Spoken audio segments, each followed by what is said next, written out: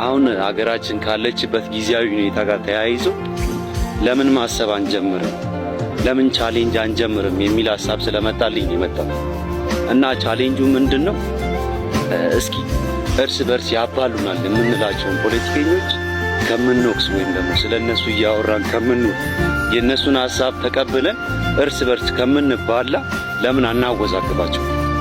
አንድ ሆነ ለምን እነሱን የማወዛገብ ስራ እንሰራም? እንችላለን እኮ ሁሉ ነገር በእጃችን በደጃችን አይደል? የነሱ ስራ እኮ እኛን እርስ በርስ ማባላት ነው። እነሱ አቅሙ የላቸውም። በቃ የነሱ አቅም የነሱ ጉልበት እኛ ወጣቶች ነን።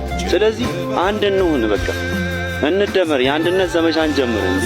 ይደብራል። በቃ ንቁ። ምንድነው? በቃ በግለሰቦች ሐሳብ አንነዳ፣ በሁለትና 3 4 ፖለቲከኞች ሐሳብ አንነዳ። ፖለቲከኞች ይጨባበጣሉ ጎበዝ። እንዴ ንቁ። በቃ እኛን ነው እየተጠቀሙብን ያለው ወጣቶችን ማለት ነው። ስለዚህ እንንቃ። በቃ አንድ እንሁን። አንድ መሆን ምን ላይ ነው ጉዳቱ? ጉዳት የመጣው እኮ መለያየት ከጀመርን ቀን ጀምሮ አይደል?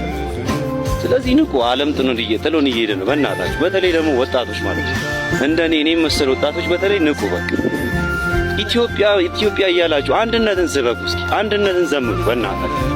በቃ ይሄ ስም ነው። ይሄ እንትን ክልል የሆነ ግለሰብ የሰጠው ስም ነው። ገባችሁ አይደል? ማንነት ኢትዮጵያዊነት ነው። በቃ ንቁ በእናታችሁ። አመሰግናለሁ። ምን ትላላችሁ እስኪ?